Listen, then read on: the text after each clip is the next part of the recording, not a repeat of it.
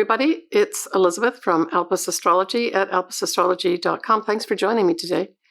So today, this is my take on September 2022 astrology. And as per usual, I'm just giving you my take on what I see.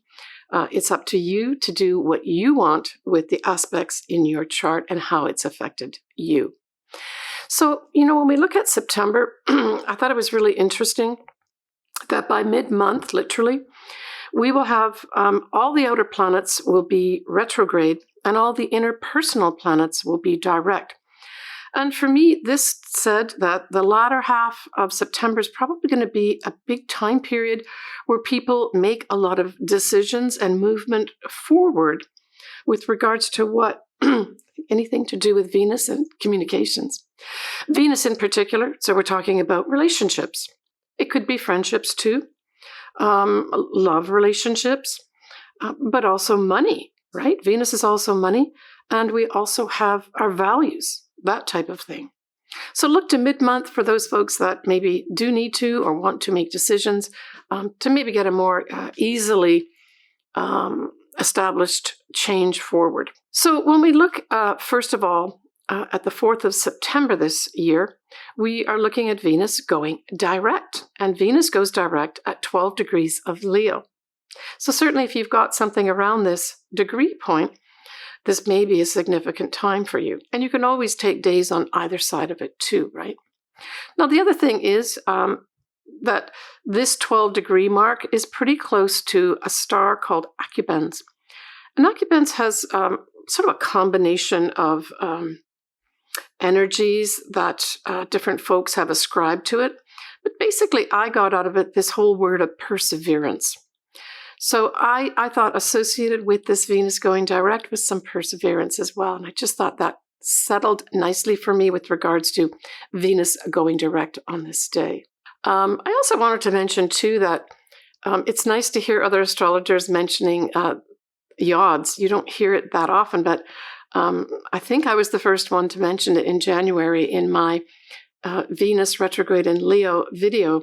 The yod that was appearing basically around that 28 degree mark of Leo when Venus went retrograde.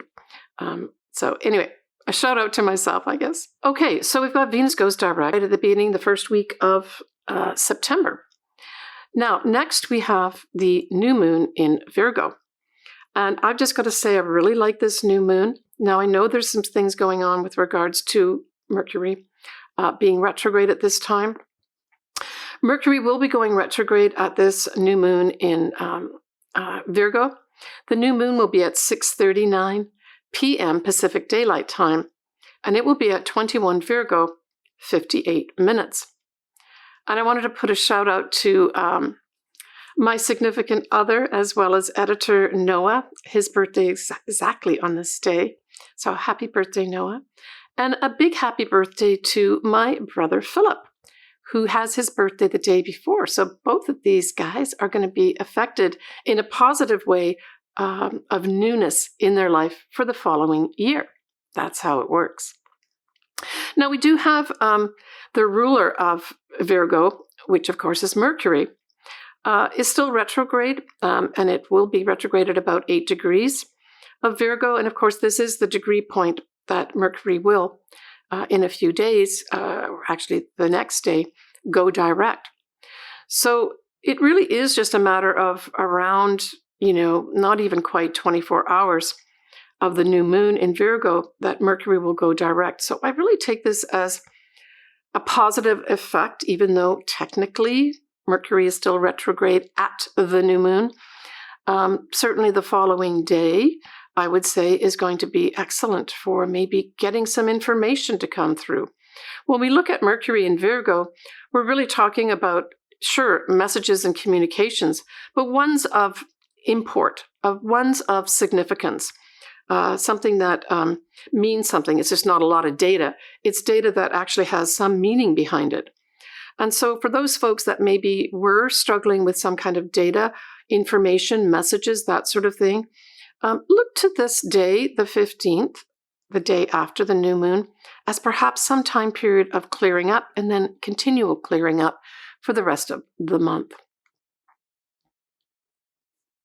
All right, other things that we have at this new moon in Virgo include the moon and the sun trining retrograde Uranus. Well, this, I thought, even though it's retrograde, I love this trine. Trine always brings in favorable energy, right? It brings in easy energy. It's not difficult to do things. What is it not difficult to do? To change something, to do something new, right? Uranus is about change. Sure, it can be unexpected. So for those folks that were looking for a change to happen, this may be ushered in at this new moon. The other thing I thought as well was that because the moon and the sun are directly affected together, this could be also a more emotional, right? Emotional change at this time too, as well as perhaps a physical change, because the moon and the sun stand for different things, but they're together here at this trine. So I really like this idea of change for newness in our lives. Now, the other thing that Virgo represents, besides data and things like that, that is important, it also stands for our health, right? Our physical health, our mental health. So this could also be something where newness suddenly comes in and we can see this positive change in our life. It also has to do with service. So if there's any connection here with regards to service, say a job that you are applying for that has to do with service, this could unexpectedly usher that in for you too. Now we will have Venus squaring Jupiter. And as I've mentioned in other videos, it's really hard to get a bad aspect when we have Jupiter in the mix. So I don't see this square as anything really, really bad. It can bring in, for some folks, a sort of passive way of thinking or being on this day of the new moon. But it can also be, a time period where we can experience love. I mean, Venus and Jupiter together are lovely, lovely energies. And even though it's a square, that's okay. It could be that, you don't do anything to attract in. That's Venus. This expression of love, someone expresses their love to you on this day. That could happen with this as well. But generally speaking, it would be really people just being a little more passive and not taking any direct action with regards to that square effect, right? Okay, so we also have this month, we have the autumn or fall equinox. And that on Pacific Daylight Time is going to be on the 22nd of September this year. And that's when the sun ingresses or goes into Libra at 0 degrees and 0 minutes. That's at 11:49 p.m. Pacific time. So certainly for those on the East Coast, it would be the next day, the 23rd. And I put the chart up here for you to look at and see if anything maybe stands out for you with regards to your own chart.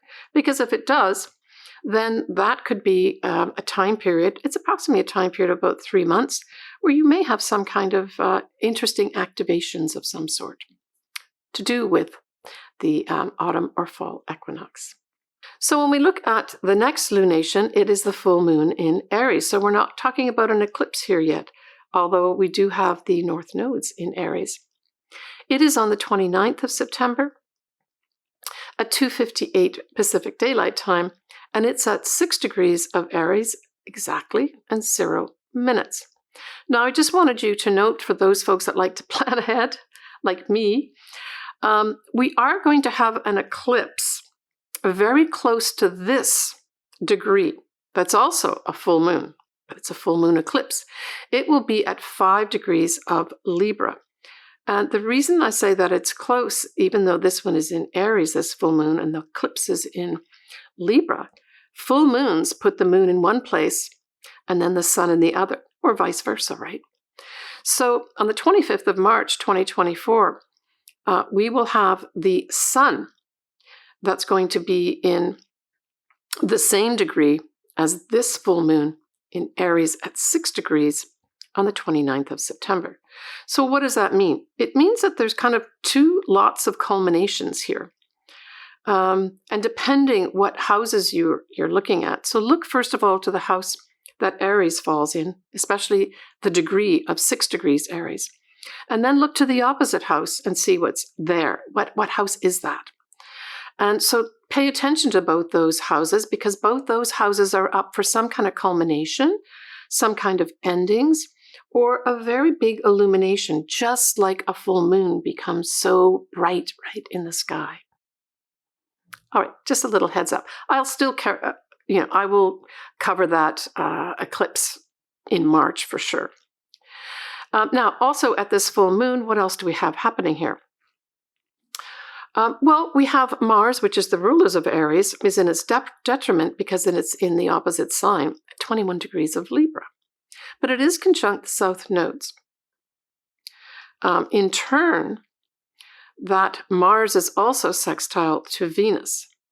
Now, this setup says to me, especially when we talk about Mars, the ruler of the moon, conjunct the transiting south nodes, it really kind of puts an emphasis on letting things go, right? A lot of times we talk about the south nodes as where we need to let go of something. And so I really saw this full moon as a letting go of some things as well. So again, look to where you have Aries and where you've got Libra. It's those two places that are going to be affected. But because we've got this sextile to Venus, Venus puts a little sweetness in there. Venus makes things a little nicer. So I would say for those folks that maybe, let's just say you want to end a relationship or end a friendship for that matter, this Venus being here by sextile gives you the opportunity to make things nice, to make it easier, to make it sweeter, right?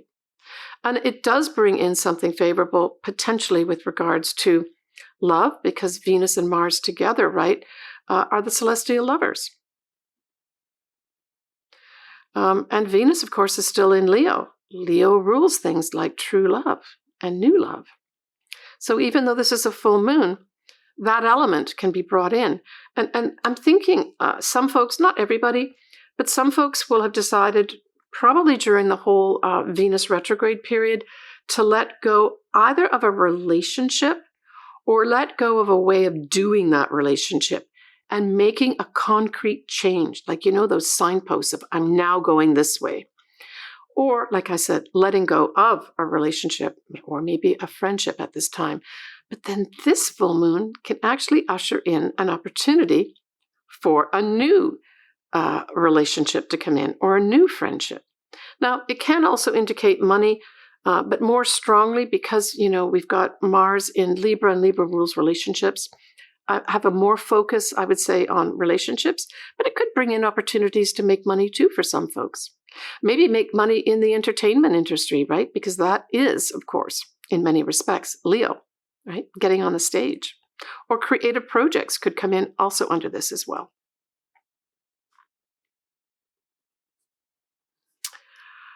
Let me see what else. Yeah, I think that kind of covers what I wanted to cover.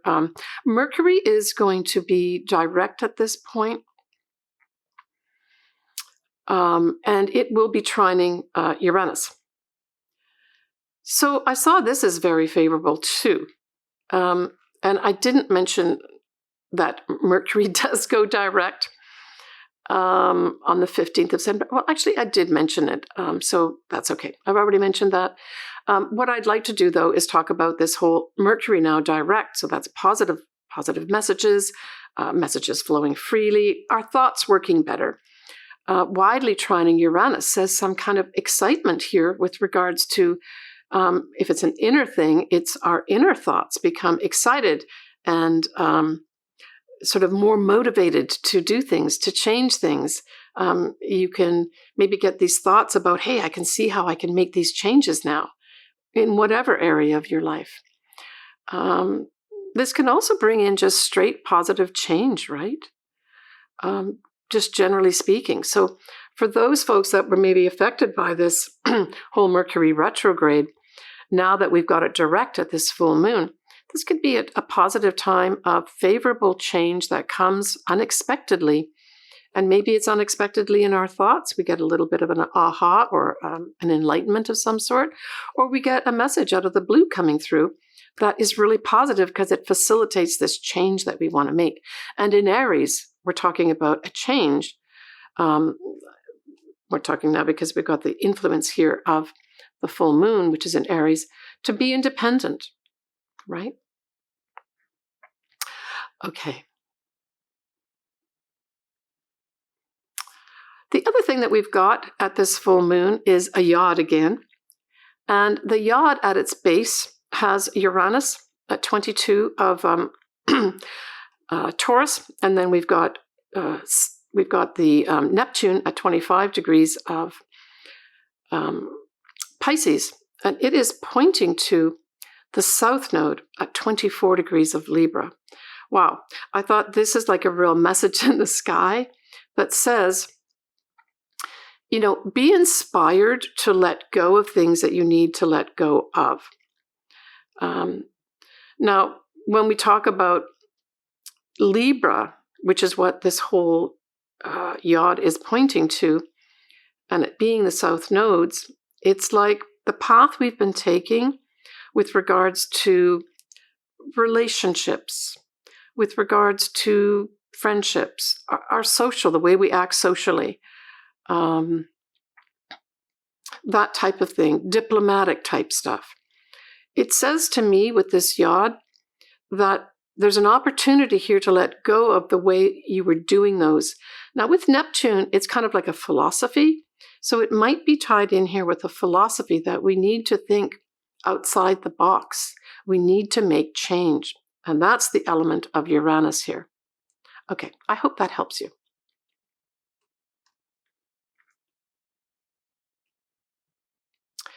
The other thing I wanted to mention about September 2023 as an overall energy is that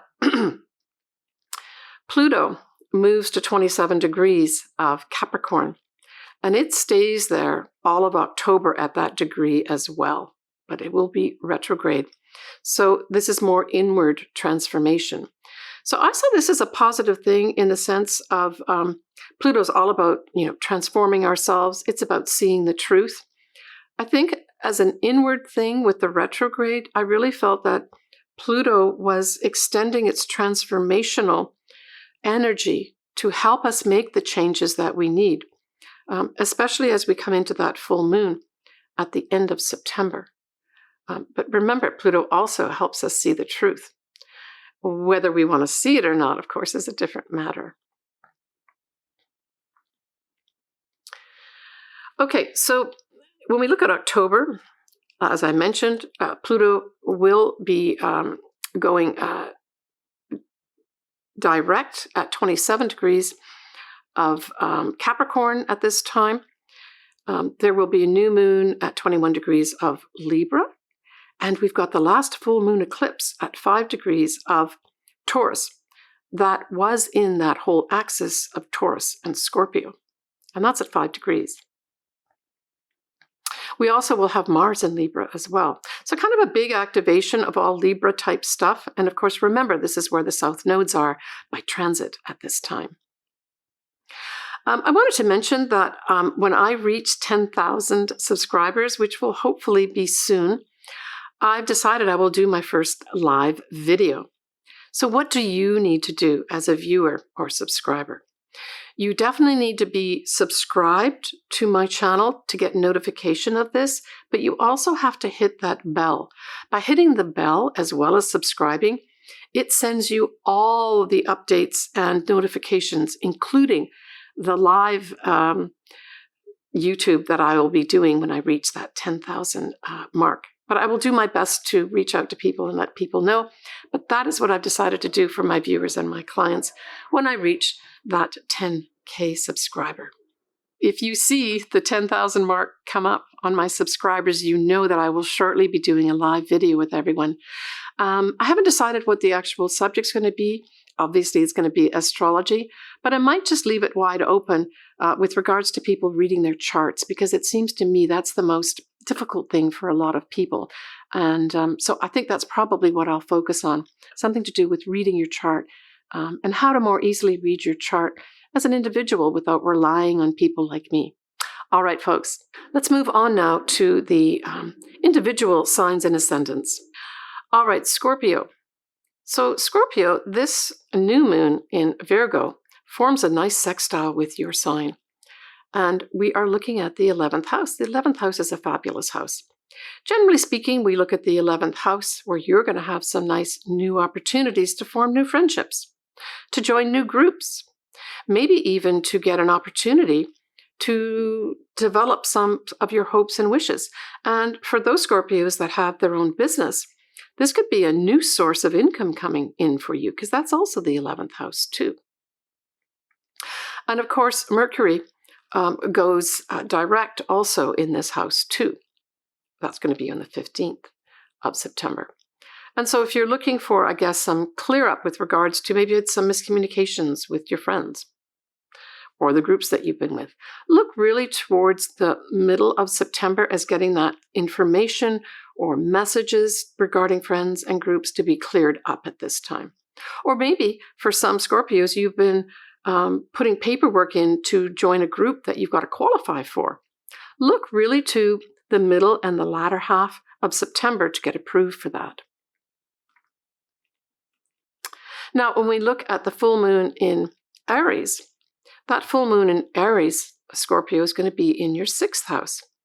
And so this has some kind of illumination with regards to a couple things. It could be some change up in your day-to-day job. And if you're retired or you're not working, this could be to do with whatever daily activities you get involved with are coming up for some illumination, maybe some new look at what you're doing here, maybe some ending.